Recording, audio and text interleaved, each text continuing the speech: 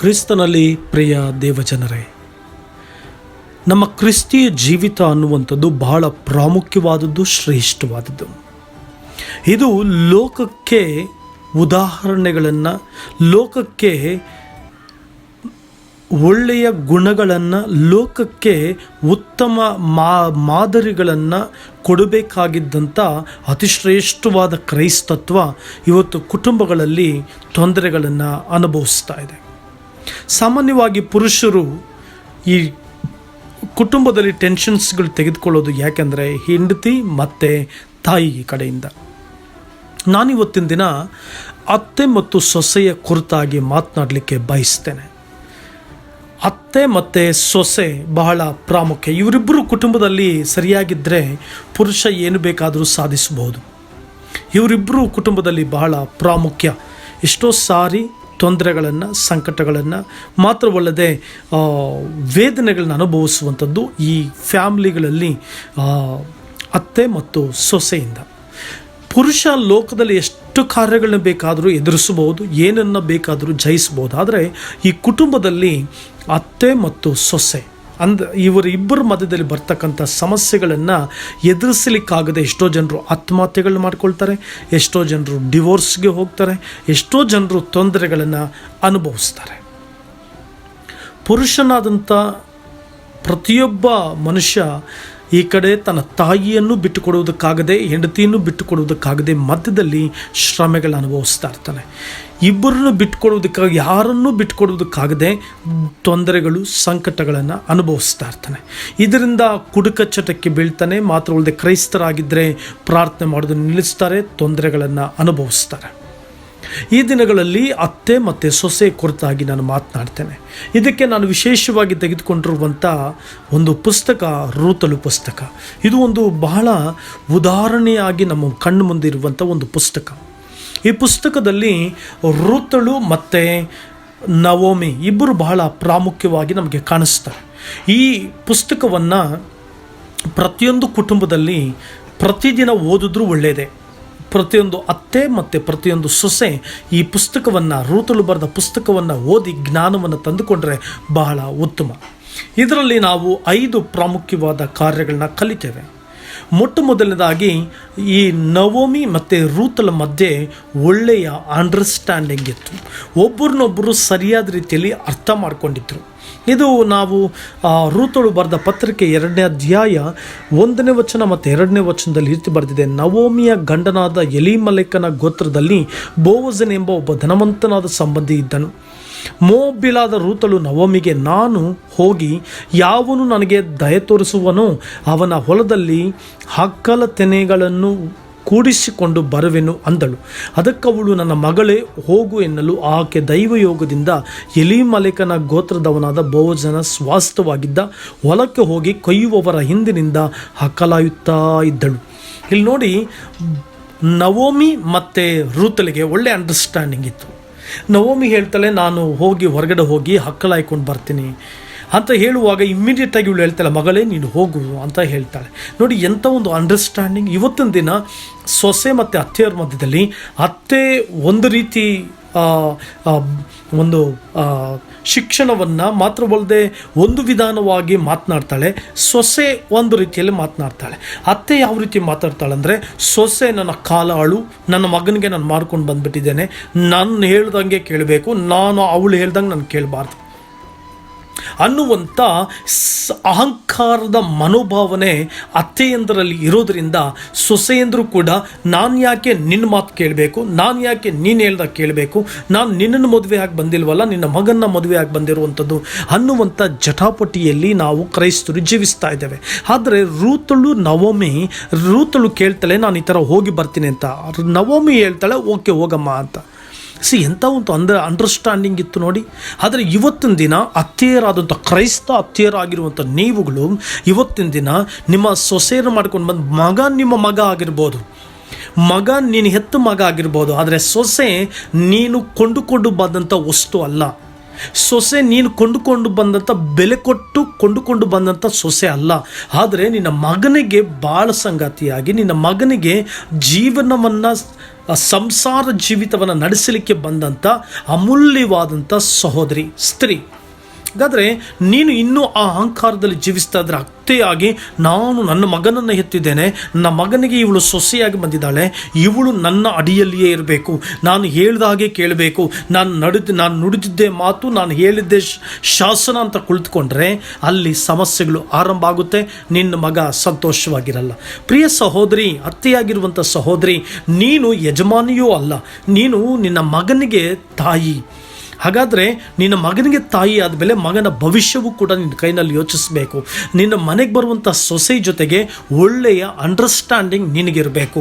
ನೀನು ಯೋಚನೆ ಮಾಡಬೇಕು, ನಾನು ಮದುವೆ ಮಾಡ್ಕೊಂಡು ಬಂದಿರುವಂಥ ನನ್ನ ಸೊಸೆ ಬೆಲೆ ಕೊಟ್ಟು ಕೊಂಡುಕೊಂಡು ಬಂದಿರುವಂಥವಳಲ್ಲ, ಬೆಲೆ ಕೊಟ್ಟು ಕೊಂಡುಕೊಂಡು ಬಂದಂಥ ವಸ್ತುವೂ ಅಲ್ಲ, ನನಗಿಷ್ಟು ಬಂದಾಗೆ ಉಪಯೋಗಿಸಲಿಕ್ಕೆ. ಅವಳು ನನ್ನ ಮಗನ ವಂಶವನ್ನು ಬೆಳೆಸಲಿಕ್ಕೆ ಬಂದವಳು, ನನ್ನ ಮಗನ ಜೀವಿತವನ್ನು ಬೆಳಗಿಸಲು ಬಂದವಳು ಅಂತ ನೀನು ಅರ್ಥ ಮಾಡಿಕೊಂಡ್ರೆ ಜೀವಿತ, ನಿನ್ನ ಕುಟುಂಬ ಸರಿಯಾದ ರೀತಿಯಲ್ಲಿ ನಡೆಯುತ್ತೆ. ಅದೇ ರೀತಿ ನಾನು ಯಾಕೆ ಅವಳನ್ನ ಅರ್ಥ ಮಾಡ್ಕೊಳ್ಬೇಕು, ಅವಳು ನಾನು ಹೇಳ್ದಾಗೆ ಕೇಳಬೇಕು, ಎಲ್ಲರೂ ನಾನು ಹೇಳ್ದಾಗೆ ಮಾಡಬೇಕು, ನನ್ನದೇ ಶಾಸನ ಅಂತ ಹೋದಾಗ ನಿನ್ನ ಕುಟುಂಬದಲ್ಲಿ ಸಮಾಧಾನ ಇರಲ್ಲ, ಸಂತೋಷ ಇರಲ್ಲ. ದೇವ್ರನ್ನ ನೀನು ಎಷ್ಟೇ ಪ್ರಾರ್ಥನೆ ಮಾಡಿದ್ರು ಕೂಡ ದೇವ್ರು ಏನು ಹೇಳ್ತಾರೆ ಗೊತ್ತಾ, ಮಗಳೇ, ನಾನು ನಿನಗೆ ವಾಕ್ಯವನ್ನು ನಿನ್ನ ಕೈ ಕೊಟ್ಟಿದ್ದೀನಿ, ಆ ವಾಕ್ಯವನ್ನು ಕೈಗೊಂಡು ನಡಿ, ಆ ವಾಕ್ಯದ ಪ್ರಕಾರ ಜೀವಿಸುವಂಥ ದೇವ್ರು ನಿನ್ನ ಜೊತೆ ಮಾತಾಡ್ತಾರೆ. ಆದ್ದರಿಂದ ನಿನ್ನ ಜೀವಿತದಲ್ಲಿ ಕೂಡ ಬಹಳ ಅಂಡರ್ಸ್ಟ್ಯಾಂಡಿಂಗ್ ಆಗಿ ಹೋಗಬೇಕು. ಸೊಸೆಯಾಗಿರುವಂಥ ನೀನು, ನಾನು ನಿನ್ನ ಮಗನನ್ನು ಮದುವೆ ಮಾಡ್ಕೊಂಡು ಬಂದಿದ್ದೇನೆ, ಮಾತ್ರವಲ್ಲದೆ ನನ್ನದೇ ರಾಜ್ಯಭಾರ, ನನ್ನದೇ ಆಡಳಿತ, ನೀನು ಯಾಕೆ ಕೇಳಬೇಕು ಅನ್ನುವಂಥ ಮಿಸ್ಅಂಡರ್ಸ್ಟ್ಯಾಂಡಿಂಗ್ನಲ್ಲಿ ಹೋಗಬಾರ್ದು. ಆ ಮಿಸ್ಅಂಡರ್ಸ್ಟ್ಯಾಂಡಿಂಗ್ ನೀನು ತೆಗೆದುಕೊಳ್ಬಾರ್ದು. ಎಲ್ಲರೂ ಕೋಆಪ್ರೇಟ್ ಮಾಡಿಕೊಂಡು ಒಬ್ರಿಗೊಬ್ಬರು ಅತ್ತೆ ಸೊಸೆಯಾಗಿ ನೀವು ಒಬ್ಬರನ್ನೊಬ್ಬರು ಸರಿಯಾದ ರೀತಿಯಲ್ಲಿ ಅರ್ಥ ಮಾಡಿಕೊಂಡು ಮುಂದೆ ಸಾಗಬೇಕು.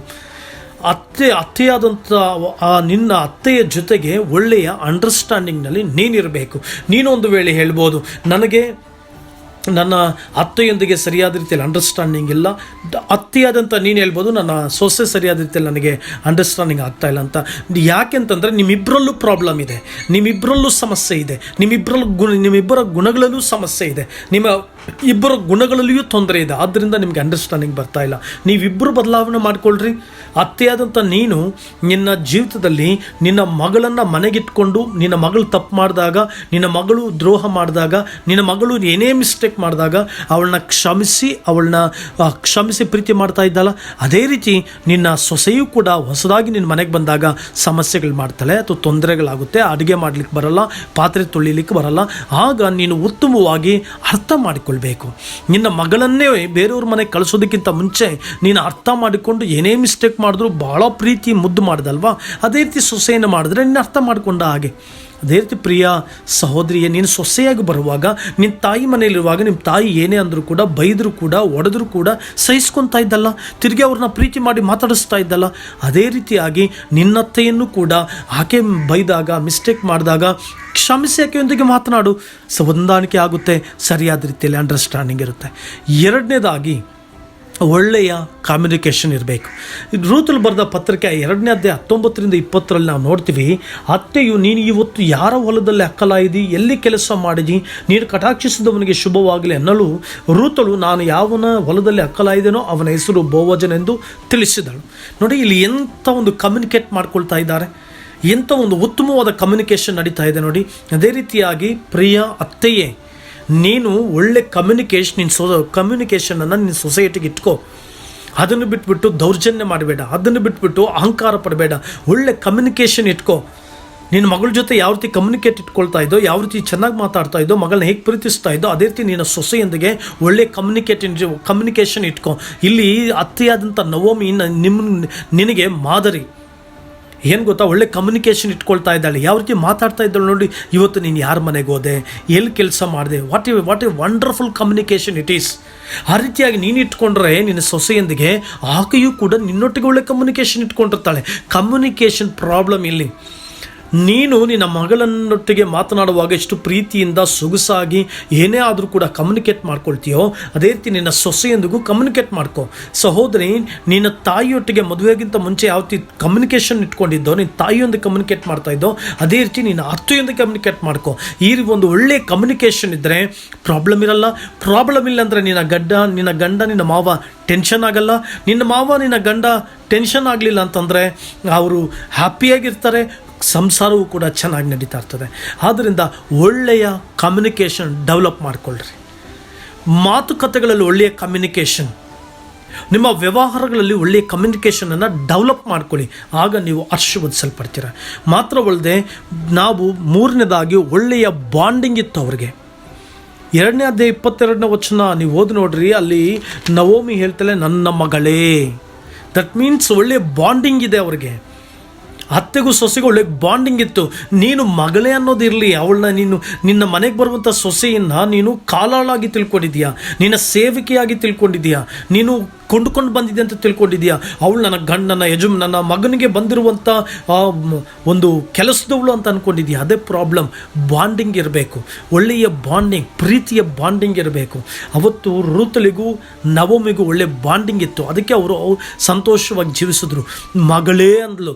ನೀನು ಕೂಡ ಮಗಳೇ ಅಂತ ಯಥಾರ್ಥವಾಗಿ ಹಾನೆಸ್ಟಾಗಿ ಬಾಂಡಿಂಗ್ ಡೆವಲಪ್ ಮಾಡು.